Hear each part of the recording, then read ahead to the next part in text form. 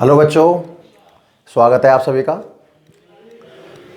बच्चों हम बात कर रहे हैं चैप्टर नंबर 2 स्थिर वैद्युत विभव और धारिता के बारे में, ठीक है ना। तो विभव वाला पोर्शन अपन पहले समाप्त कर चुके हैं और लास्ट टर्न पर अपन ने धारिता वाला पोर्शन स्टार्ट किया था, ठीक है ना।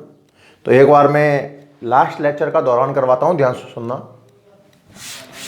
सबसे पहला पॉइंट था, अपन ने एक डेफिनेशन पढ़ी थी, चालक की धारिता, है ना। तो मैंने आपको समझाया कि धारिता का अर्थ होता है धारण करने की क्षमता, कैपेसिटी। चालक की धारिता का अर्थ होता है कि कोई चालक कितना आवेश ग्रहण कर पा रहा है। किसी चालक द्वारा आवेश ग्रहण, परिभाषा कई तरीके से बन सकती है, फॉर्मूले से बन सकती है, तो बाकी जो इसका शाब्दिक अर्थ है वो आप समझिए। चालक की धारिता का अर्थ है किसी भी चालक द्वारा आवेश ग्रहण करने की क्षमता। सी का फॉर्मूला आया था Q/V, और मात्रक इसका एक तो कूलम बटे वोल्ट आया था, और जो स्टैंडर्ड मात्रक था वो था फैरड, ठीक है ना। फैरड अपने आप में बड़ा मात्रक है, तो मैंने कहा था micro farad, nano farad, pico farad, इन सब को अपन यूज कर सकते हैं। बेमा अपन ने कूलम बटे वोल्ट से निकाल ली थी। कूलम के ऊपर A1T1, विभव कार्य बटा आवेश, कार्य की M1L2 T-2 और आवेश की A1T1 और तो A2T2, कुल मिलाकर के M-1 L-2 T4 और A2 आपकी बेमा बन गई थी। और अदिश राशि मैंने आपको बताया था, कैसी राशि है, अदिश। एक फैरड की परिभाषा भी अपन बोल सकते हैं सूत्र का उपयोग करते हुए, एकांक आवेश देने से विभव में एकांक परिवर्तन हो, दोनों चीज एक मान लीजिए, तो धारिता एक फैरड कहलाती है। ग्राफ पर आधारित क्वेश्चन भी मैंने आपको करवाए थे। मैंने कहा सी और क्यू और बी में हमने ग्राफ खींचा था, याद कीजिए आप। यहाँ क्यू लिया, यहाँ बी लिया, तो ग्राफ स्ट्रेट लाइन आया था। यहाँ बी लिया, यहाँ क्यू लिया, तो भी ग्राफ स्ट्रेट लाइन ही आया था। मैंने इनमें ढाल निकाली थी, आपको याद हो तो। ढाल होता है tan थीटा लंब बटे आधार। समकोण त्रिभुज की कल्पना करें, लंब हो जाएगा बी और आधार हो जाएगा क्यू। ये तो 1/c है, इसका मतलब c 1 बटे ढाल है। और इस कंडीशन में c क्या आया था, ढाल आया था। मतलब ढाल या ढाल का व्युत्क्रम धारिता को रिप्रेजेंट करता है, ठीक। और एक अपन ने हेडिंग पढ़ी थी, गोलाकार चालक की धारिता, याद कीजिए। एक गोला लिया हमने, गोले का सेंटर नाम दिया था O, रेडियस हो गई थी R, और चालक गोला था तो सतह पर प्लस Q आवेश समान रूप से फैल गया था। अपने को धारिता ज्ञात करनी थी, तो तरीका क्या था कि धारिता का सूत्र होता है C = Q/V, और अपन ने V की जगह जमाया KQ/R, कट गया, तो धारिता का सूत्र बन गया C = R/K, या K को 1/4πε0 जमाए तो 4πε0 × R। सूत्र से दो बातें क्लियर हो चुकी हैं कि एक तो धारिता डिपेंड कर रही है माध्यम पर, और दूसरी धारिता डिपेंड कर रही है त्रिज्या पर, आकार पर। आकार बढ़ाएंगे तो धारिता बढ़ेगी। और फिर मैंने आपको माध्यम का प्रभाव भी बता दिया था कि माध्यम रखने पर धारिता ε/r गुना बढ़ जाती है। बल, विद्युत क्षेत्र, विभव, ये सारी राशियां घटती हैं भैया। बल घटता है, कल लास्ट में कुछ 1-2 मिनट का वीडियो रह गया था, उसको भी ऐड कर दे रहा हूं, सुनना ध्यान से। आप याद करिए, बल का सूत्र आता है F = KQ1Q2/R²।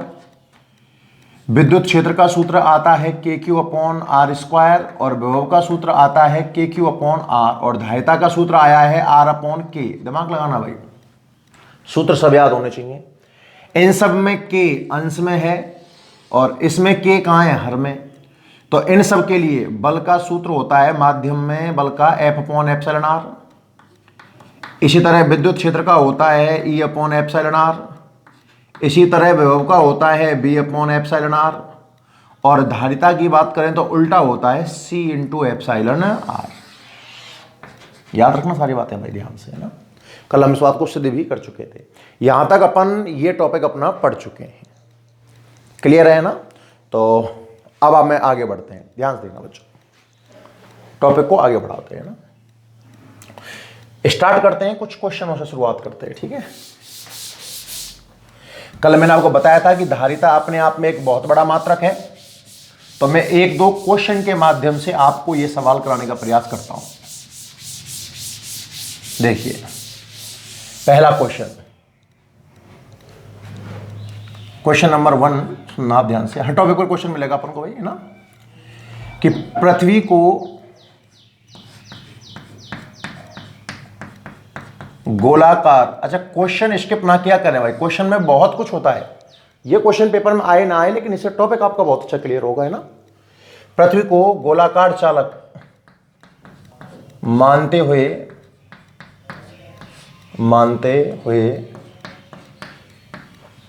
पृथ्वी की धारिता ज्ञात करो।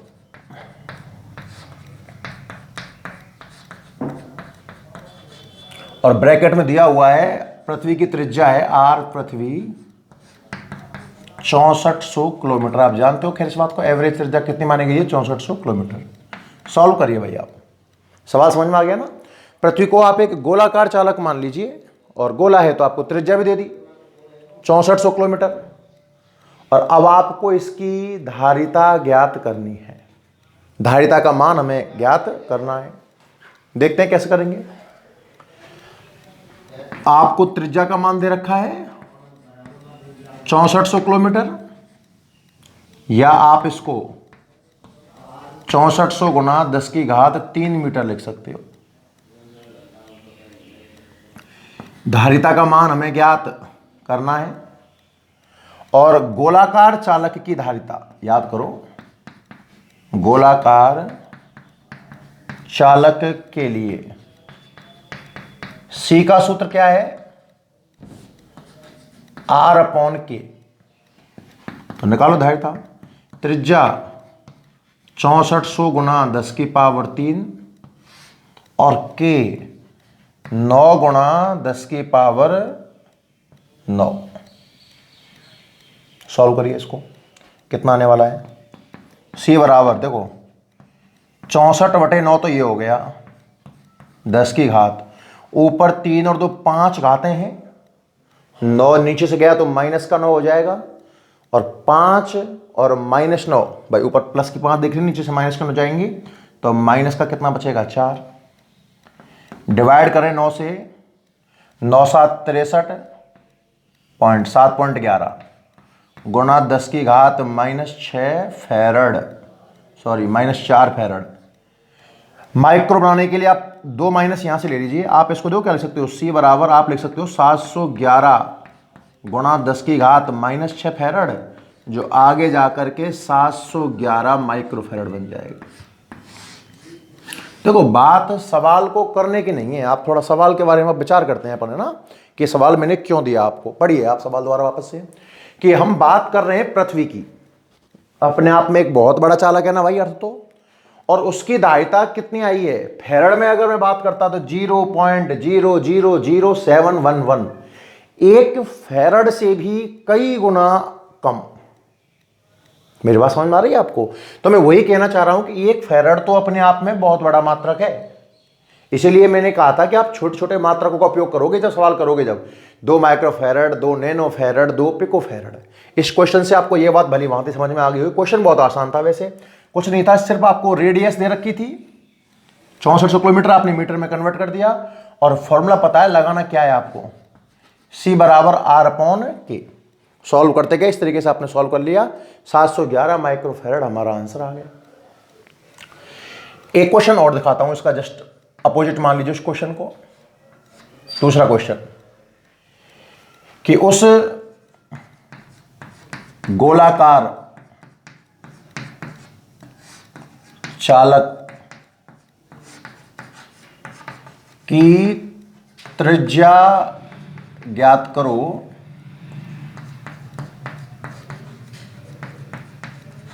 जिसकी धारिता 1 फैरड हो। ध्यान से, उस गोलाकार चालक की त्रिज्या ज्ञात करो जिसकी धारिता 1 फैरड हो। अब सुनना ध्यान से, और इसमें एक शब्द और जोड़ लीजिए।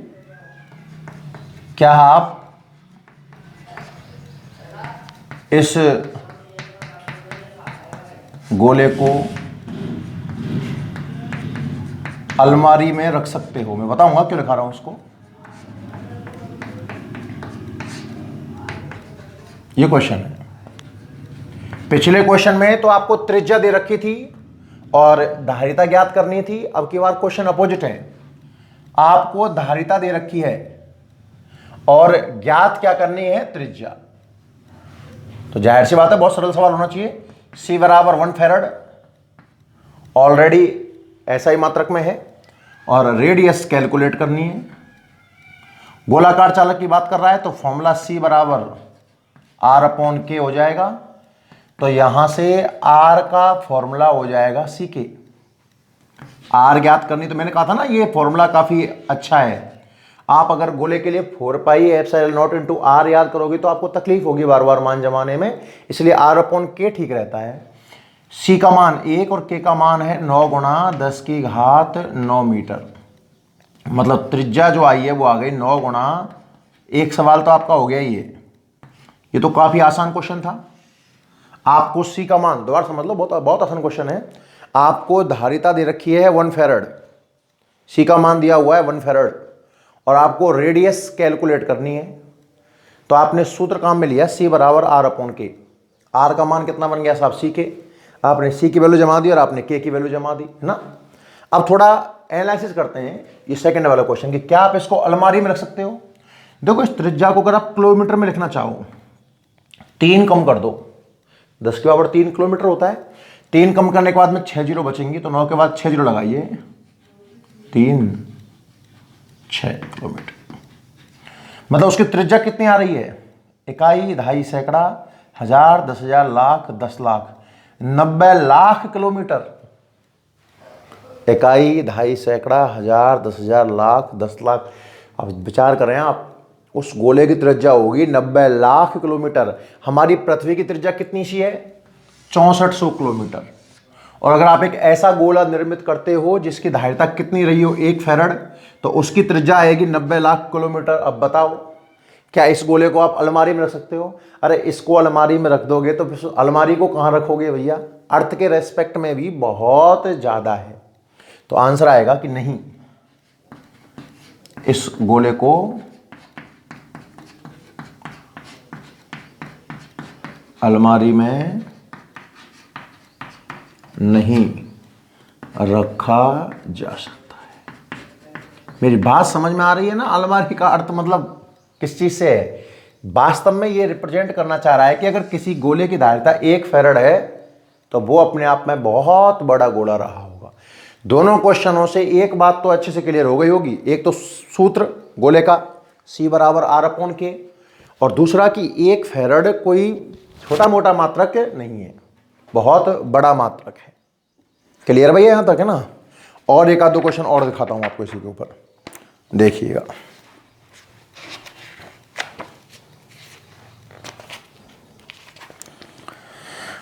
क्वेश्चन लिखिए, ये रहा, पृथ्वी वाला हो गया, ये हो गया है ना, 1400 गुना करीब ज्यादा है ये, पृथ्वी की तुलना में 1400 गुना। देखिए अगला क्वेश्चन आप लोग ट्राई करेंगे, है ना। क्वेश्चन क्या है, यदि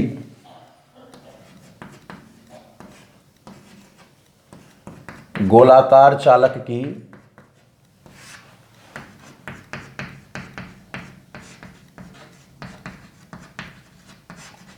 वायु में धारिता 2 पिकोफैरड तथा माध्यम में धारिता कुछ 12 पिकोफैरड है, तो माध्यम का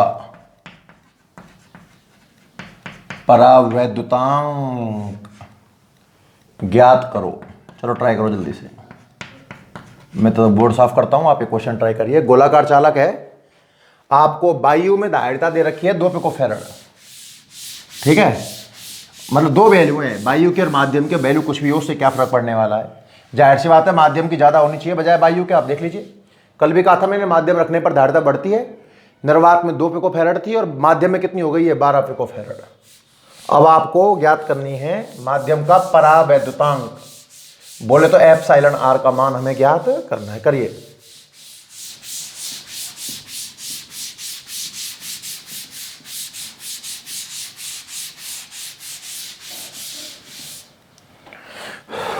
ट्राई जरूर करना है भैया एक बार ना, बड़ा आसान क्वेश्चन है, क्योंकि मैंने आपको बल के क्वेश्चन करवा रखे हैं ऐसे, तो धारिता का क्वेश्चन आपको आसान लगेगा।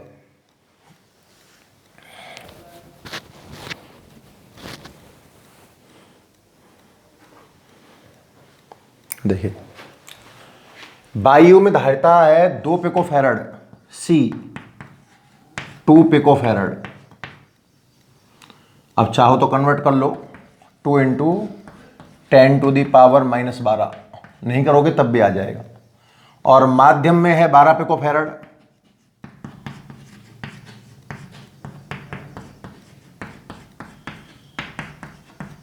ठीक। और परावैद्युतांक मतलब एप्सिलॉन आर हमें फाइंड आउट करना है। कोई तरीका क्या कहता है, याद करो Cm बराबर होता है C इंटू एप्सिलॉन आर। माध्यम की धारिता निर्वात की धारिता की एप्सिलॉन आर गुनी होती है। तो बड़ा सरल सवाल हुआ ना। एप्सिलॉन आर अगर कैलकुलेट करना है, Cm अपॉन C, माध्यम में कितना है 12 पिकोफैरड, और वैसे कितना है 2 पिकोफैरड, कट जाएगा। एप्सिलॉन आर का मान आएगा 6। और आपको पता होना चाहिए मात्रक तो कुछ होता ही नहीं है एप्सिलॉन आर का। कितना आसान क्वेश्चन है। माध्यम की धारिता दी हुई थी, निर्वात की धारिता दी हुई थी, परावैद्युतांक अपन को ज्ञात करना था, तो अपन ने डायरेक्ट फॉर्मूले का इस्तेमाल किया। याद है ना, Cm बराबर C इंटू एप्सिलॉन आर। माध्यम में धारिता ज़्यादा होती है निर्वात की धारिता की। नोट कर लो जल्दी से। चलो अगला क्वेश्चन और देखते हैं। एक क्वेश्चन और देखिए।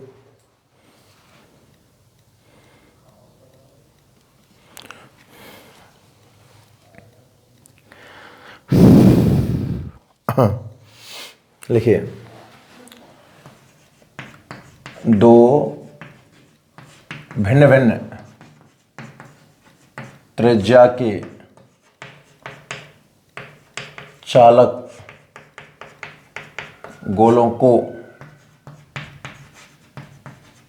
समान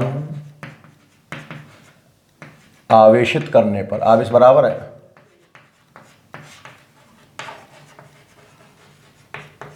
विभवों का अनुपात 1:2 है, तो धारिताओं का अनुपात ज्ञात करो। ये सवाल है भैया आपका, करके देखो। अलग अलग त्रिज्याओं के 2 गोले हैं, समान आवेश दिया गया है, आवेश बराबर है। जितना आवेश पहले वाले गोले का है उतना ही दूसरे वाले गोले का है। और विभव का अनुपात है 1:2। धारिताओं का अनुपात हमें ज्ञात करना है। करिए, ट्राई करिए।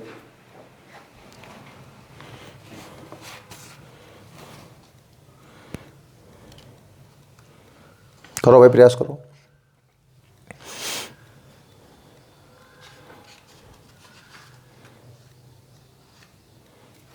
देखिए, 2 भिन्न भिन्न त्रिज्या के चालक गोले हैं, समान आवेश है, Q1 बराबर Q2, ठीक है ना। दोनों का आवेश कैसा है, समान। विभव का अनुपात कितना है, 1:2। V1 अनुपात V2 है 1:2, या इस चीज को ऐसे लिख दीजिए आप, V1/V2 है 1/2। तो धारिताओं का अनुपात क्या होगा, C1/C2 हमें ज्ञात करना है। अब गोले की बात करना चाहें, देखो एक तो सूत्र होता है R/K, वो तो लगने से रहा, क्योंकि K तो चलो मान लो कांस्टेंट है, पर R के बारे में जानकारी नहीं है ना। आप नॉर्मल सूत्र लगाइए धारिता का, C बराबर होता है Q/V। देखो मैंने आपको साफ साफ कहा था कि C Q और B पर डिपेंड नहीं करता, क्योंकि जिस अनुपात में Q चेंज होगा, Q डबल करूंगा तो B भी डबल होगा, तो 2Q में 2B का भाग दूंगा तो 2 से 2 कट जाएगा, Q/B, कोई फर्क नहीं पड़ा। पर इस क्वेश्चन में देखना, क्या आवेश कांस्टेंट है, क्या आवेश कांस्टेंट है। और जब Q कांस्टेंट हो, Q बराबर नियत, और जब Q कांस्टेंट है तो आप कह सकते हो सी व्युत्क्रमानुपाती v। मेरी बात ध्यान से समझ बेटा, यहां तक आवेश बराबर है इसलिए मैंने क्वेश्चन करवाया है आपको, ताकि वो कॉन्सेप्ट अच्छे से समझ में आए आपको। सही कह रहा हूं कि सी का मान क्यू और बी पर डिपेंड नहीं करता, पर दोनों में से कोई एक कांस्टेंट कर दिया जाए। जैसे कि आपने यहां पर क्यू कांस्टेंट प्रश्न में साफ बोला है, अलग अलग त्रिज्याओं के गोलों को समान आवेश दिया गया है, समान आवेश, आवेश कांस्टेंट कर दिया और विभव का अनुपात आपको दे दिया, धारिता पूछ रहा है। तो नॉर्मल सी का सूत्र Q अपॉन बी होता है। अगर Q कांस्टेंट है, Q कांस्टेंट है, C व्युत्क्रमानुपाती हो जाएगा B के। अब अगर आप C1 बटे C2 का सूत्र बनाना भी चाहो उल्टा, उल्टा मतलब C1 ऊपर है तो B1 नीचे और B2 कहां जाएगा, ऊपर। C1 अपॉन C2 वोल्टेज का उल्टा कर दो, B1 बटा B2 1:2 है तो B2 बटा B1 2:1। तो धारिताओं का जो मान आएगा कितना आ जाएगा, 2:1। नोट करो। और वो पॉइंट क्लियरली समझना, कौन सा पॉइंट, कि सी क्यू और बी पर डिपेंड नहीं करता है, पर कंडीशन है ना उसकी, कब तक डिपेंड नहीं करता है, जब तक कि किसी एक को कांस्टेंट अपन ना कर दें। नोट कर लो।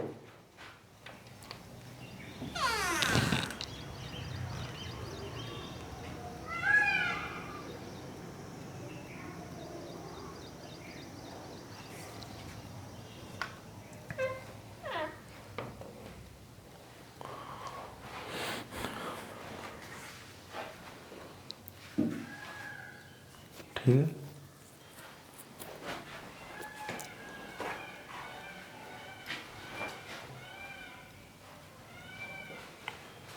नेक्स्ट आगे बढ़ते हैं भाई।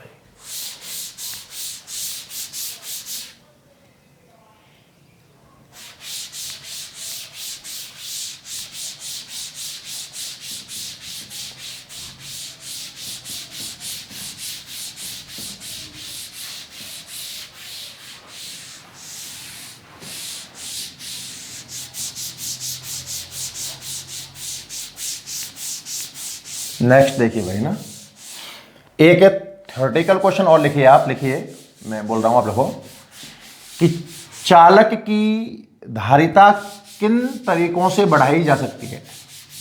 एक क्वेश्चन लिखिए आप पहले, थ्योरेटिकल क्वेश्चन है, कॉन्सेप्ट की शुरुआत यहीं से करते हैं अपन क्वेश्चन से, कि किसी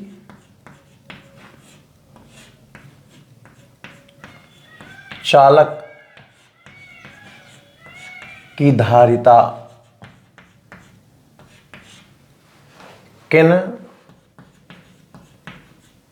तरीकों से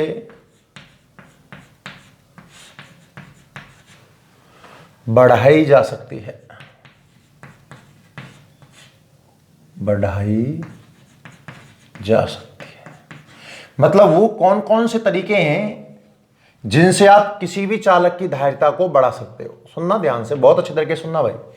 यहीं से, इसी कॉन्सेप्ट से अपन बढ़ेंगे संधारित्र की ओर, जो बच्चे को जो चैप्टर में अपने को पढ़ना है काफी ज्यादा मात्रा में, ध्यान रखना है ना भाई। तो क्वेश्चन क्या है कि कोई चालक है, उस चालक की धारिता को आप कैसे बढ़ा सकते हो। आप विचार करें बच्चों, एक बार इतना आपने पढ़ा है अब तक, तो आप मुझे इस बात का जवाब दीजिए कि आप उस चालक की धारिता को किन तरीकों से बढ़ा पाओगे। कोई चालक मैं आपको दे दूं, उस चालक की धारिता आप कैसे बढ़ा पाओगे, किन तरीकों से बढ़ा पाओगे। ध्यान सुनना मेरी बात। आओ, सबसे पहला तरीका आपके दिमाग में आएगा, चालक का आकार बढ़ा करके। सी बराबर याद है, सी बराबर 4πε0 इंटू आर आया था गोले के लिए, चालक गोले के लिए। तो यहां से स्पष्ट है कि सी समानुपाती है आर के। त्रिज्या बढ़ाएंगे तो धारिता बढ़ेगी, त्रिज्या मतलब आकार बढ़ा रहे एक तरीके से आप। तो एक तरीका तो है चालक के ज्यामितीय आकार में वृद्धि करके। सुनना भाई ध्यान से, पहला तरीका, चालक के ज्यामितीय आकार में वृद्धि करके, उस चालक का आकार बढ़ा करके। छोटा गोला है, आप बड़ा गोला लीजिए, वो और अधिक आवेश ग्रहण कर पाएगा। धारिता, भैया धारिता का मतलब क्या है, आवेश ग्रहण करने की क्षमता। तो आपको मैंने लास्ट टर्न पर तो बताया था कि एक छोटा बच्चा है और एक बड़ा आदमी है, क्या दोनों बराबर खाना खा सकते हैं? क्या छोटा बच्चा बड़े बड़े आदमी के कंपेरेटिव में खाना खा सकता है क्या? पॉसिबल ही नहीं है भाई, ध्यान रखना है ना। तो जितना आकार बढ़ेगा, जितना ज्यादा आकार होगा, धारिता उतनी क्या होगी? ज्यादा होगी।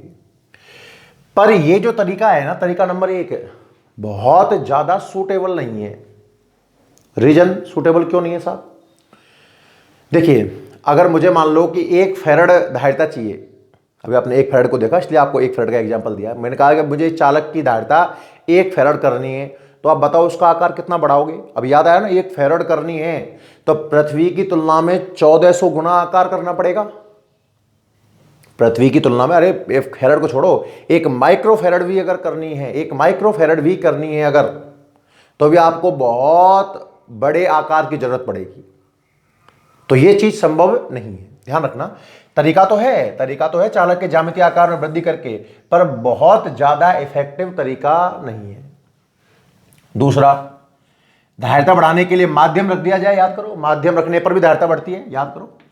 Cm बराबर मैंने आपको बताया C इंटू एप्सिलॉन आर, और फिर मैंने कहा कि एप्सिलॉन आर हमेशा 1 से बड़ा होता है, मीन्स Cm C से बड़ा हो जाएगा। तो दूसरा तरीका आप लिखेंगे माध्यम रखकर,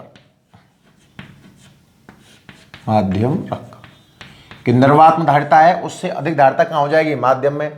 दोनों ही तरीके धारिता बढ़ा सकते हैं, पर बहुत ज्यादा इफेक्टिव नहीं है। देखो, आपने सुना होगा कि पहले कंप्यूटर कमरे के आकार का था, फिर छोटा होता गया, आपने काफी बड़ा भी देखा होगा, और आजकल तो बिल्कुल एलईडी एलसीडी मोबाइल के अंदर पूरा कंप्यूटर आ गया। एक तरीका और भी है, सुनना आप ध्यान से। आपने धारिता का सूत्र क्या पढ़ा? C बराबर Q अपॉन बी। धारिता का सूत्र क्या पढ़ा आपने? C बराबर Q अपॉन बी। यदि Q कांस्टेंट हो, Q क्या हो? कांस्टेंट, तो क्या आप कह दोगे कि C व्युत्क्रमानुपाती हो जाएगा V के? भाई, धारिता का सूत्र है C बराबर Q अपॉन बी। मान लो Q कांस्टेंट है, आवेश नियत है, C व्युत्क्रमानुपाती हो जाएगा V के। अगर आप अब विभव में कमी करते हो, B को कम करते हो, तो क्या धारिता बढ़ जाएगी? देखना इस ब्लॉक में जो मैंने लिखा है वो आपको समझ में आया क्या? कि अगर आवेश नियत रखकर, सुनना ध्यान से, अगर आवेश को नियत रखकर, पहले तरीका समझ में आ गया ना? धारिता का सूत्र होता है C बराबर Q अपॉन बी। आप कह रहे हो Q कांस्टेंट है, एक क्वेश्चन मैंने करके दिखाया था आपको। अगर Q कांस्टेंट है तो C व्युत्क्रमानुपाती हो जाएगा V के। और अब आप विभव में कमी लाइए, कैसे लाएंगे वो पूरा कॉन्सेप्ट बताऊंगा आपको, है ना? तो धारिता बढ़ सकती है, बिल्कुल बढ़ सकती है साहब। तो तरीका क्या रहा वो सुनना आप ध्यान से। तीसरा पैटर्न क्या रहा कि आवेश नियत रखकर, ध्यान रहे बार बार बोल रहा हूं, आवेश कांस्टेंट होना चाहिए। आवेश नियत रखकर यदि विभव में कमी की जाए तो धारिता में वृद्धि होती है, धारिता में वृद्धि होती है। बस ये बात समझ में आई कि नहीं आई? इसी कॉन्सेप्ट पर मैं संधारित्र का निर्माण करने वाला हूं, ध्यान समझ लो आराम से। इसलिए मैंने पहले क्वेश्चन से शुरुआत करी कि चालक की धारिता किन तरीकों से बढ़ा सकते हो, धारिता बढ़ाने के तरीके कौन कौन से हैं? तो पहला तरीका है आकार बढ़ाकर, दूसरा है माध्यम रखकर। दोनों तरीके धारिता बढ़ा सकते हैं, पर बहुत ज्यादा इफेक्टिव नहीं है। फिर तरीका नंबर 3 सबसे मोस्ट इंपॉर्टेंट है, आगे हमें यही सीखना है। क्या करना होगा बच्चों? आवेश कांस्टेंट, आवेश से छेड़छाड़ नहीं करनी, ना बढ़ाना है ना घटाना है। और आपको विभव में क्या कर देनी है? कमी कर देनी है साहब, विभव कम कर देना है। तो अपने आप धारिता में क्या हो जाएगी? वृद्धि हो जाएगी। एक बार नोट करें आप ये पॉइंट, फिर चलते हैं आगे। नोट कर लीजिए आराम से, पूरा समझाएंगे।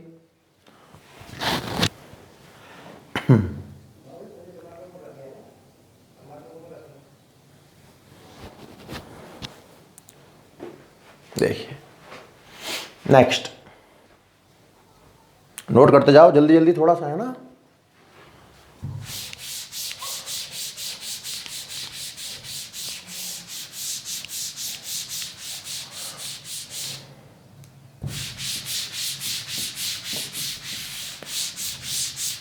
देखिए आगे बात करते हैं संधारित्र के सिद्धांत की।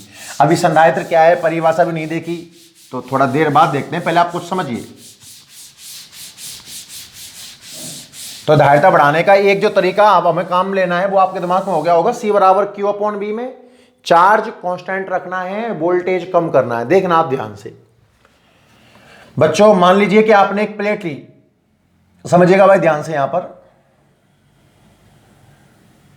ये प्लेट लिया आपने कोई, और इस पर आपने प्लस का आवेश दिया। पहली प्लेट पर कोई भी चालक प्लेट ले लिया आपने, प्लेट समझते हो हाथ के आकार की, और आपने इस पर प्लस का आवेश दिया। और आप जानते हो चालक पर आवेश तो समान रूप से वितरित हो जाएगा। तार नहीं है, तार नहीं है, देखने में कहीं तार लग रहा हो, प्लेट है। मैं प्लेट नुमा आकृति बना सकता हूं, चाहो तो कोई दिक्कत नहीं है। फिलहाल इससे काम चलाइए। ये कुछ ऐसे रखी हुई है इस तरीके से, एक प्लेट है मेरे हाथ जैसी, और आपने यहां पर कैसा आवेश दे रखा है, प्लस का आवेश।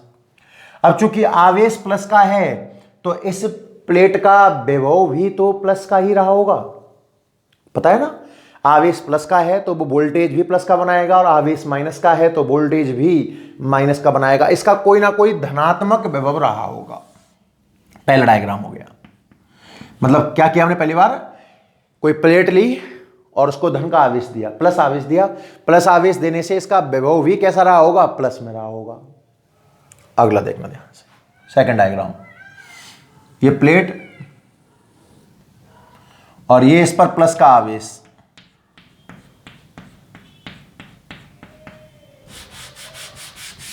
ठीक है।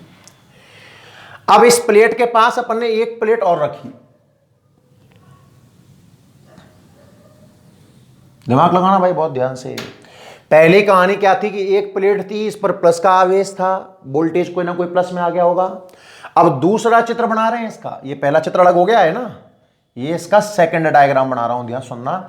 सेकंड डायग्राम में ये तो प्लस की तो प्लेट है ही है, आपने एक उदासीन प्लेट ली, और उदासीन का फिजिकल अर्थ क्या है आपको पता होगा कि इस प्लेट में जितना प्लस है उतना ही क्या होगा, माइनस। उदासीन का मतलब ये तो बिल्कुल गलत है कि आवेश नहीं है, कुल आवेश जीरो है। कुल आवेश जीरो मतलब जितना प्लस है उतना ही क्या है, माइनस।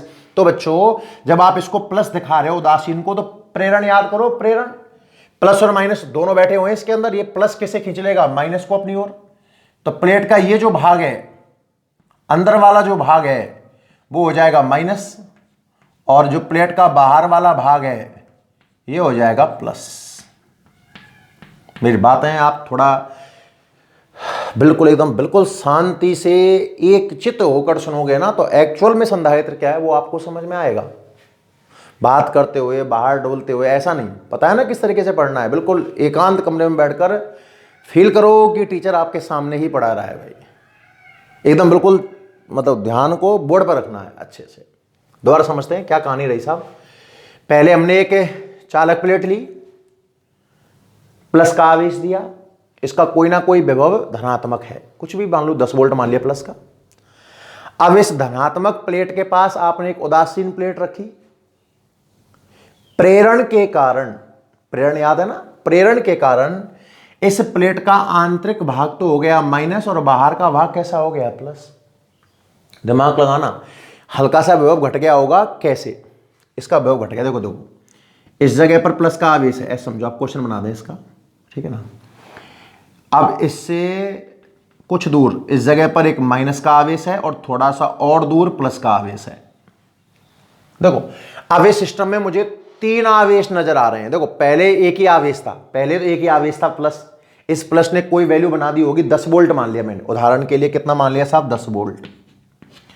अब इस सिस्टम का वोल्टेज देखना है इस जगह पर, तो प्लस जो पहले था, जो प्लस पहले था वो तो अभी भी है, इसका मतलब जो 10 वोल्ट बन रहा था वो तो अभी भी बन रहा होगा, प्लस का 10 वोल्ट और प्लस का 10 वोल्ट। अब देखो इसके पास में माइनस है और उससे थोड़ा सा दूर प्लस है, भाई इस आवेश की बात कर रहा हूं, इस प्लेट की बात कर रहा हूं, तो नजदीक तो माइनस है और प्लस क्या है, दूर। दूर बढ़ने पर वोल्टेज घटता है, दूरी बढ़ने पर वोल्टेज घटता है। तो देखो माइनस का प्रभाव मान लो आप, माइनस का 4 वोल्ट है ना, तो चूंकि प्लस थोड़ा दूर है ना, तो इस प्लस का कुछ कम रहेगा, 3 वोल्ट मान लो।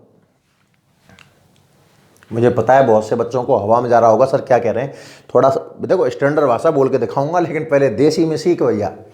एक प्लेट ली, प्लस का आवेश दिया, विभव कुछ ना कुछ धनात्मक मान था। अब इस प्लस प्लेट के पास में उदासीन प्लेट रखी, अंदर का भाग प्रेरण की वजह से माइनस, बाहर का भाग हो गया प्लस। माइनस भी अपना यहाँ प्रभाव देखो, ये जो प्लस है ये तो अपना प्रभाव दिखाई रहा है 10 वोल्ट जो पहले दिखा रहा था, पर पहले कोई माइनस प्लस और एक्स्ट्रा नहीं थे, पर अब की बार माइनस भी है और प्लस भी है। माइनस भी अपना प्रभाव दिखाएगा, प्लस भी अपना प्रभाव दिखाएगा। ज्यादा प्रभाव किसका होगा? जो नजदीक होगा। और इस प्लेट के नजदीक कौन सा आवेश दिख रहा है? माइनस। तो माइनस में कुछ ज्यादा मान लिया, प्लस में कुछ कम मान लिया। टोटल वोल्टेज देखा जाए तो प्लस का 9 वोल्ट आया, मतलब विभव में कुछ थोड़ी बहुत कमी हुई या नहीं हुई? आप ये देखिए ध्यान से, विभव में थोड़ी बहुत कमी हुई या नहीं हुई? आपने एक प्लेट ली, धनावेश दिया, विभव धनात्मक था। अब उदासीन प्लेट के, अब इस धनात्मक प्लेट के पास में उदासीन लेके आए, प्रेरण से आंतरिक भाग ऋणात्मक, बाह्य भाग क्या हो गया? धनात्मक। क्या ऐसा करने से विभव में कमी हुई? आपने इसका आवेश चेंज नहीं किया, इसको तो हाथ भी नहीं लगाया मैंने, आवेश कहां से बदल दिया? मतलब Q कांस्टेंट है। और ऐसा प्रोग्राम सेट करने से विभव में क्या हुई है? अल्प कमी। तो धारिता अल्प बढ़ गई होगी भैया, Q कांस्टेंट है और विभव में क्या हुई है? कमी। याद करो तीसरा पॉइंट, आवेश कांस्टेंट हो, विभव में कमी हो तो धारिता अल्प बढ़ जाएगी। फिर मैंने क्या किया, तीसरी कंडीशन और देख, ये आपकी प्लेट थी जिस पर आपने कैसा आवेश दे रखा है? प्लस का आवेश दे रखा है, ठीक है। यहां पर आपने एक उदासीन प्लेट रखी, प्रेरण की वजह से आंतरिक भाग तो हो गया इसका माइनस और बाहर का भाग हो गया इसका प्लस। यही सीन तो है। अब आप ऐसा करो, इस प्लेट को अर्थिंग कर दो, भूसंपर्कित कर दो। याद आया प्रेरण वाली कहानी में? भूसंपर्कित किया, पृथ्वी के संपर्क में लेकर के आए, तो ये प्लस इस माइनस को बांध रखा है। फ्री कौन है? प्लस। तो पृथ्वी से इलेक्ट्रॉन आएंगे, याद करो प्रेरण वाली कहानी है चैप्टर नंबर 1 में, और क्या इस प्लस को गायब कर देगा? यार ये वाला सीन समझ में आया कि नहीं आया? पहले वाले डायग्राम में तो सिर्फ एक प्लस की प्लेट थी, दूसरे वाले डायग्राम में प्लस के पास उदासीन रखी, माइनस अंदर आया, प्लस बाहर गया, विभव में अल्प कमी हुई, धारिता में अल्प वृद्धि हुई। अब देख अब की बार कहानी, प्लस खुद का है, प्लस का 10 वोल्ट खुद का बन ही रहा होगा, और इस माइनस का प्रभाव कितना माना अपन ने? -4 वोल्ट माना साहब, माइनस का 4 वोल्ट। पर अब की बार यहां प्लस गायब हो गया, कोई दिक्कत नहीं है, बस 2 ही आवेश हैं, 2 ही वोल्टेज बन रहे होंगे। क्या इसका वोल्टेज 6 वोल्ट रह गया? जो पहले 9 वोल्ट रहा था अब और घट गया, मतलब विभव में ठीक ठाक कमी हो गई। चार्ज अभी भी कांस्टेंट है, चार्ज अभी भी कांस्टेंट है, विभव में बहुत ज्यादा कमी हुई है, धारिता में बहुत ज्यादा वृद्धि हो जाएगी। मतलब संधारित्र का उपयोग करके ये चीज जो बनी हुई है ना, ये वाली संधारित्र भाई, संधारित्र का उपयोग करके आप धारिता को बढ़ा सकते हो। और धारिता का सीधा सा अर्थ होता है आवेश ग्रहण करने की क्षमता। तो संधारित्र का जो काम है आवेश को अधिक मात्रा में ग्रहण करना है, ये संधारित्र है। घरों में जो कंडेंसर लगा होता है, पंखे में कंडेंसर लगा होता है ना, वो संधारित्र है भैया। परिभाषा तो बहुत आसान हो गई शायद। संधारित्र में कितनी चालक प्लेटें हैं? पहली और दूसरी, 2 चालक प्लेट का एक युग्म है, 2 चालक प्लेटों का एक युग्म है, जिन पर आवेश, भैया ये प्लस क्यू है तो ये माइनस क्यू है। आवेश परिमाण में समान है और प्रकृति में विपरीत, जैसे द्विध्रुव में था, और दोनों के बीच की दूरी अल्प है भाई। इस समूह को कहा जाता है संधारित्र।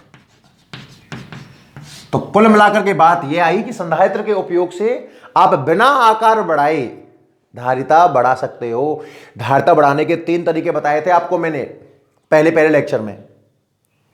धारिता किस पर डिपेंड करती है? आकार पर, माध्यम पर, और एक और कहा था निकट स्थित अन्य चालक की उपस्थिति। तो देखो इसके पास आपने एक निकट में एक चालक रखा, ये वाला, इस पर भी धारिता डिपेंड कर रही है। दिमाग लगाओ, संधारित्र का सिद्धांत बोलते हैं इस चीज को। संधारित्र का सिद्धांत आपको समझ में आया? मैं एक बार और समझाता हूं बच्चों, एक बार और एक्सप्लेन करता हूं, आप जरा वापस बोर्ड पर और देखिएगा। थ्योरेटिकल है मुझे पता है, थोड़ा सा दिमाग में दर्द पैदा करता है ना, तो आप भले ऐसा करें मेरे साथ साथ लिखें समझ के ना, पेन कॉपी निकाल लें और आप हेडिंग डाल दें संधारित्र का सिद्धांत। उसके बाद लिखेंगे परिभाषा। संधारित्र का सिद्धांत और 3 डायग्राम बनाएं आप। सबसे पहला ये प्लेट बनाकर इसको प्लस का आवेश डाल दो। चालक प्लेट को धनावेश दिया गया है और आवेश धनावेश है, तो इसका जो विभव होगा वो भी धनात्मक रहा होगा।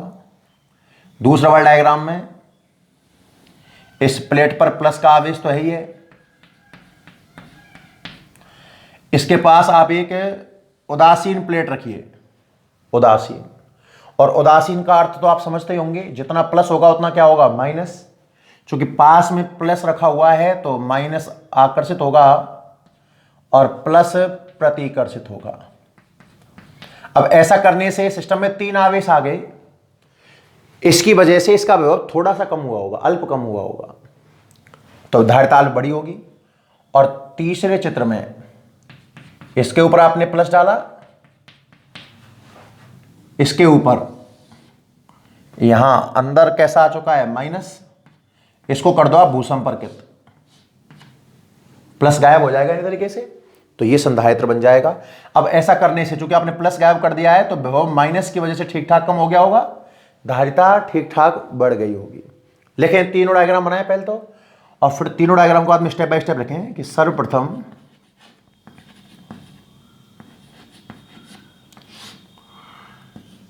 एक चालक प्लेट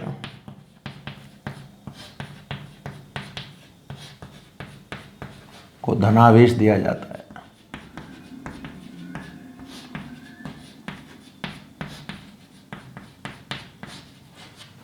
जिससे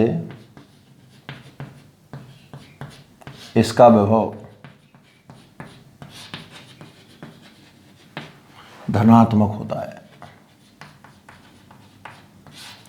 पहली लाइन समझ में आई ना सबको? सबसे पहले आपने क्या किया कि एक प्लेट ली, उसको प्लस का आवेश दिया, और चूंकि आवेश प्लस का है तो जाहिर सी बात है वोल्टेज भी कैसा रहा होगा, प्लस का ही रहा होगा। सेकंड स्टेप, अब एक उदासीन प्लेट इस धनात्मक प्लेट के पास लाई जाती है। प्रेरण के कारण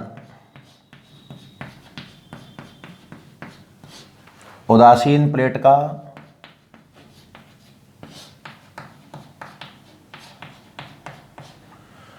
आंतरिक भाग ऋणात्मक, आंतरिक भाग ऋणात्मक व बाह्य भाग धनात्मक हो जाता है। सबसे पहले आपने एक प्लेट ली, उसको प्लस आवेश दिया, इसका प्लस का है। अब आपने प्लस के पास में एक उदासीन प्लेट रखी, प्रेरण से आंतरिक भाग माइनस का हो गया, बाहर का भाग प्लस हो गया, जिससे धनात्मक प्लेट के विभव में अल्प कमी आती है। अब पहली बार तो थोड़ी सी कमी हुई होगी, धनात्मक प्लेट के विभव में अल्प कमी होती है।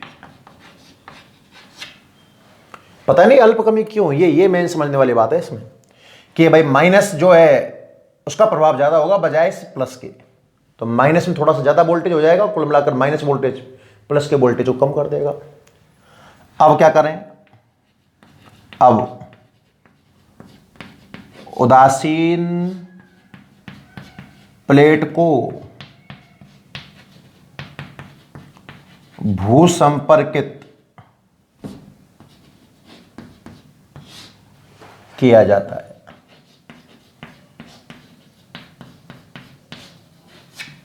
जो उदासीन प्लेट है इसे क्या कर देते हैं बच्चों, भूसंपर्कित किया जाता है, जिससे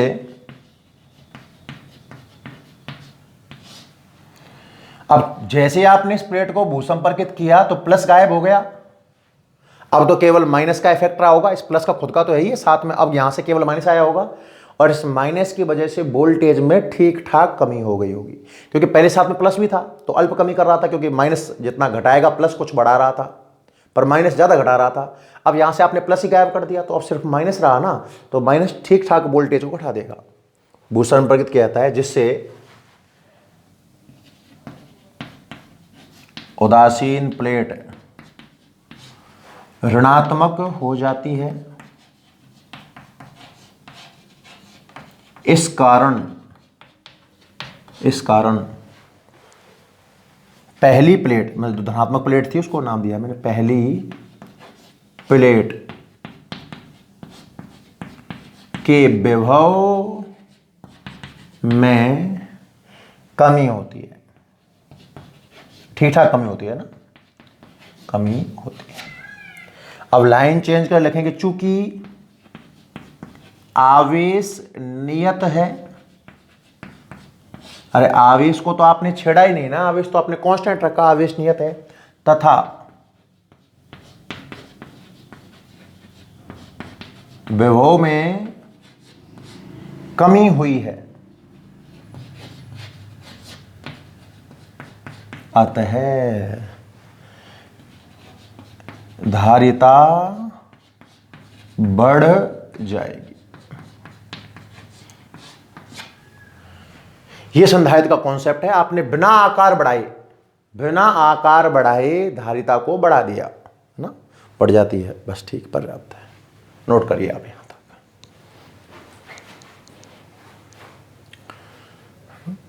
इसमें जो हेडिंग डालनी थी वो क्या डाल देते आप, संधारित्र का सिद्धांत।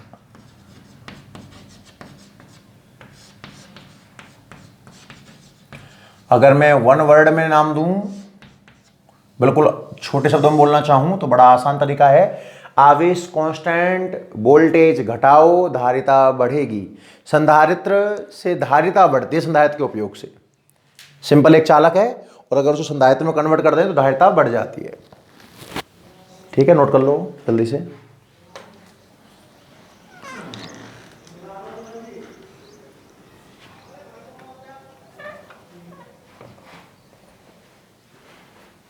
क्लियर है भाई? और ये जो आपको लास्ट में प्राप्त हुआ है ना तीसरे स्टेप में, ये वाला, इसी को बोलते हैं अपन संधारित्र भाई। ये संधारित्र है, ध्यान रखना है ना। चलिए ठीक, क्लियर, आगे बढ़ते हैं। नोट कर लो आप यहां तक जल्दी से।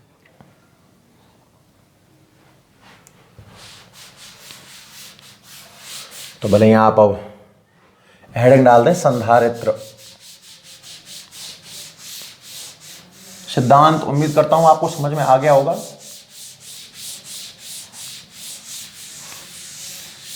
अच्छा, प्लेटें समांतर हों ये कतई जरूरी नहीं है। प्लेटें गोलाकार भी हो सकती हैं, पढ़ेंगे आगे, बेलनाकार भी, कैसी भी हो सकती हैं, ठीक है ना, इससे जरूरत नहीं है। तो आप हेडिंग लिखिए संधारित्र कैपेसिटर। जैसे आपने 10th क्लास में प्रतिरोध पढ़ा होगा, प्रतिरोध है ना, ऐसी ही एक डिवाइस है संधारित्र। हेडिंग लिखें आप संधारित्र कैपेसिटर, है ना।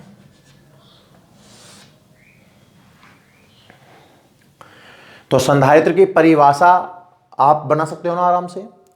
अभी आपने संधारित्र में देखा कि दो चालक प्लेटें थी। संधारित्र में कितनी प्लेटें होती हैं, दो प्लेट थी। पहली प्लेट पर कैसा आवेश था, प्लस का आवेश था, और दूसरी प्लेट पर कैसा आवेश था, माइनस का आवेश था। आपने उदासीन ली थी, पर प्रेरण हुआ पहले तो, और फिर आपने भूसंपर्कित किया। मतलब दोनों पर परिमाण तो होगा समान। जो द्विध्रुव में बोला है ना आपने, लगभग वैसा ही को संधारित्र में बोलना है।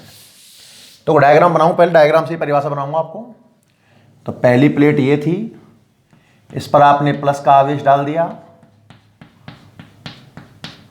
दूसरी प्लेट ये वाली थी, इस पर आपने माइनस का आवेश डाल दिया। दोनों आवेश सतह पर वितरित होंगे, याद रखना, चालक है। तो पृष्ठ आवेश घनत्व की बात की जाएगी सिग्मा की, जरूरत पड़ने पर। क्षेत्रफल आप ए मान लीजिए, बराबर क्षेत्रफल दोनों प्लेटों का। मध्य की दूरी आप स्मॉल डी मान लीजिए, और इस प्लेट को आप कर दीजिए भूसंपर्कित, ग्राउंडेड। ठीक है, यहां लिख दो प्लस का क्यू और यहां लिख दो माइनस का क्यू। तो परिभाषा बन जाएगी, दो चालक प्लेटों का ऐसा युग्म, दो चालक प्लेटों का ऐसा युग्म, कैसा युग्म भाई? जिन पर आवेश समान परिमाण कौमा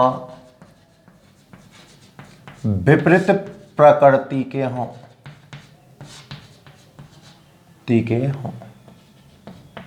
याद रखना। अगर कुलावेश की बात करूं, द्विध्रुव का कुलावेश 0 होता है, संधायत्र का कुलावेश भी 0 होता है। कंडेंसर लेते हैं, प्लग में लगाते हैं और दोनों तारों को भिड़ाते हैं तो चिंगारी निकलती है, डिस्चार्ज हो गया। वो दोनों प्लेटों को मिला देंगे तो प्लस क्यू माइनस क्यू 0 हो जाएगा और दोबारा बढ़ाओगे तो फिर कोई चिंगारी पैदा नहीं होती, फिर वापस चार्ज करना पड़ता है, वो आवेश को इकट्ठा करता है। कंडेंसर देखा होगा ना आपने, कंडेंसर तो पंखे में लगा होता है, कूलर में, हर मोटर में कंडेंसर लगा होता है। स्टार्टिंग में ये आवेश ग्रहण करके मोटर को पुशअप करने का काम करता है, धक्का देने का काम करता है, कुछ ऐसा समझिए आप इस चीज को। तो दो चालक प्लेटों का युग्म है जिन पर आवेश समान परिमाण का है, विपरीत प्रकृति का है तथा प्रकृति का हो, वह दोनों प्लेटें पास पास स्थित हों। भाई बहुत दूर रख दी आपने अगर प्लेट तो प्रेरण नहीं हो पाएगा। और एक बात और जोड़ दी, तथा एक प्लेट भूसंपर्कित हो, जैसा आपको दिख रहा है डायग्राम में, एक प्लेट कैसी हो? भूसंपर्कित हो, कॉमा लगाकर संधारित्र कहलाता है। ये हो गई परिभाषा भाई साहब इसकी, क्लियर है? तो दो चालक प्लेटें, पहली बात तो दो चालक प्लेटें, उनका एक युग्म है, आवेश समान परिमाण का है, plus Q plus Q, plus Q और माइनस क्यू, प्रकृति विपरीत है, दोनों प्लेटें पास पास स्थित हैं और एक प्लेट कैसी है? भूसंपर्कित। परिभाषा बनाना बहुत बड़ी बात नहीं है, खैर संधारित्र कहलाता है। नोट करिए आप यहां तक, पहले डायग्राम भी साइड में बना लेना, ठीक है? संधारित्र कहलाता। अब इसके प्रतीक की बात करें, वो डायग्राम तो बन गया। प्रतीक, जब आप सॉल्व किया करोगे इसको तो प्रतीक इसका देखो कुछ इस तरीके का रहेगा, ध्यान रखना ये वाला कुछ इस तरीके। देखो ये अगर आपने बड़े छोटे कर दिए ना, दोनों डंडे बड़े छोटे कर दिए अगर आपने, तो बैटरी बन जाएगा। याद रखना, बराबर लंबाई के दो, चाहो तो आप एक पर प्लस एक पर माइनस लिख सकते हो, सिंपल बनाया करेंगे अपन कुछ इस तरीके से। और एक प्रतीक रहेगा इसका कुछ ऐसा, दो तरीके के प्रतीक काम में आते हैं संधारित्र में अक्सर, आप देखोगे इस तरीके से, इसमें एक क्रॉस लगा हुआ ऐसा मिल सकता है। देखो एक तो सिंपल और एक तीर लगाते हुए। ये तो है भाई नियत धारिता का संधारित्र, नियत धारिता का संधारित्र मतलब अगर ऐसा बना हुआ है तो फिक्स धारिता है उसकी, 2, 3, 4 pico farad, nano farad. Farad तो काम में आएगा नहीं, पता है आपको, फैरड तो बहुत बड़ा मात्रक है, अक्सर माइक्रो, नैनो, पिको जो भी लिखा मिलेगा। और ये होता है बच्चों परिवर्ती धारिता का संधारित्र। संधारित्र की धारिता होती है ना कुछ, परिवर्ती धारिता का संधारित्र। देखो ये संधारित्र की परिभाषा जो मैंने बनाई है ना, ये बनावट के आधार पर दी है। संधारित्र की परिभाषा ऐसे बन सकती है कि संधारित्र एक ऐसी युक्ति है जिससे आकार बढ़ाए बिना धारिता बढ़ाई जा सकती है। बहुत सारी बातें इसके बारे में आप नोट कर सकते हो, ठीक है? तो ये ठीक है आपके लिए, आपके समझने के लिए ये परिभाषा ठीक रहेगी। संधारित्र में दो प्लेटों का युग्म होगा, वो प्लेटें कैसी होंगी इसके बारे में अपन बात कल करेंगे, है ना? दो प्लेटों का युग्म रहेगा, आवेश परिमाण में बराबर होगा, प्रकृति में परिमाण में समान, प्रकृति में होगा विपरीत। दोनों प्लेटें पास पास रखी होंगी और एक प्लेट कैसी हो जाएगी? भूसंपर्कित। इस सिस्टम को नाम दिया जाएगा क्या? संधारित्र। क्लियर है? कुल आवेश 0 रहेगा, जैसे द्विध्रुव का होता है। फिर भी बात करूं संधारित्र के आवेश की, तो किसी भी एक प्लेट के परिमाण, एक प्लेट का परिमाण ध्यान रखना। प्रकार की बात कर लें, ये प्रतीक हो गया। प्रकार की बात करें तो 3 प्रकार का है। खाली नाम लिख लेते हैं क्योंकि आज का टाइम पूरा होने वाला है, तो नाम लिख पाएंगे, फिर कल इनके बारे में एक एक करके पढ़ेंगे। संधारित्र हमारे कोर्स में तो एक ही प्रकार का है, पर मैं नाम तो लिखा ही दूं। 3 प्रकार के होते हैं।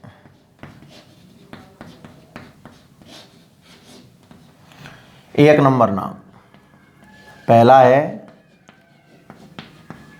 समांतर प्लेट संधारित्र, जिसको शॉर्ट में कहते हैं हम पीपीसी। समांतर मतलब पैरेलल प्लेट कैपेसिटर। समांतर नाम से देखो, समांतर प्लेट संधारित्र, ये जो प्लेट है ना दोनों समांतर रहेंगी, जो मैंने थ्योरी में समझाया था। दूसरा संधारित्र, सेकंड नंबर का जो संधारित्र है वो है गोलाकार संधारित्र। बोले तो प्लेटें कैसी होंगी? गोलाकार। कुछ ऐसे समझें, एक फुटबॉल, और जहां फुटबॉल का केंद्र है, एक क्रिकेट की बॉल और लें, फुटबॉल के अंदर क्रिकेट की बॉल, फुटबॉल बनाओ दिमाग में, क्रिकेट की बॉल को इस तरीके से सेट करो कि दोनों का केंद्र एक ही जगह पर हो, ऐसी कुछ सीन बनेगा, है ना। और नंबर 3 बेलनाकार संधारित्र। पढ़ा तो भले तीनों को ही देंगे, है ना, पर ज्यादातर चर्चा और ज्यादातर क्वेश्चन जो हैं अपने किसके ऊपर है? PPC, parallel plate capacitor important है, जो हमें पढ़ना है। तो पहले प्रकारों के नाम लिखिए आप जल्दी से एक बार।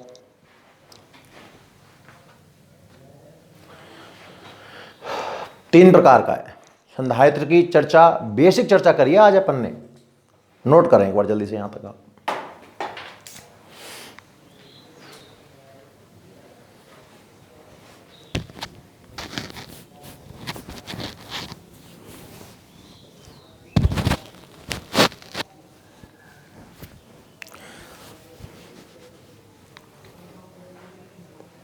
ठीक है ना बच्चों। तो बेसिकली आज अपन ने 4-5 क्वेश्चन किए ना, और जाना कि फैराड अपने आप में एक बहुत बड़ा मात्रक है। और दूसरा हमने एक क्वेश्चन जो लिया था कि आवेश कांस्टेंट हो तो वोल्टेज चेंज करके धारिता चेंज कर सकते हो, धारिता बढ़ाने के तरीके मैंने सिखाए। और बेसिकली आज अपन ने शुरुआत कर दी है संधारित्र की। सिद्धांत हमने जाना संधारित्र में बिना आकार बढ़ाए, इसीलिए तो कंप्यूटर का आकार कम होता गया है। इसमें कंडेंसर, आईसी, ऐसे बहुत सारी चीजें काम ले रहे हैं, अपन पढ़ेंगे जितनी कोर्स में है। तो बिना आकार बढ़ाए आप संधारित्र का उपयोग करते हुए धारिता का मान बढ़ा सकते हो। ठीक है, सबसे बेस्ट तरीका है धारिता बढ़ाने का ये। फिर हमने कैसे कैसे हुआ उसका प्रोसेस जाना, संधारित्र का सिद्धांत समझने लायक बात थी इस लेक्चर में। फिर संधारित्र क्या है, बनावट के आधार पर परिभाषा दी है मैंने इसकी। ये इसका प्रतीक काम में लूंगा संधारित्र कल से, अक्सर ये काम में लिया करेंगे अपन तो। और 3 इसके टाइप हैं, पीपीसी समांतर प्लेट संधारित्र, पैरेलल प्लेट कैपेसिटर, गोलाकार और बेलनाकार, प्लेटों के आकार के हिसाब से, आकृति के हिसाब से। ठीक है बच्चों, तो नोट कर लीजिए, आज का लेक्चर का समय पूरा हो गया है। जुड़ने के लिए आप सभी का धन्यवाद बच्चों, है ना। कल फिर मुलाकात होगी इसी वक्त। अपनी पढ़ाई कंटिन्यू बनाए रखें। अब आने वाले 2 लेक्चर काफ़ी मोस्ट इंपॉर्टेंट रहेंगे, जो बेसिकली संधारित्र के बारे में होंगे।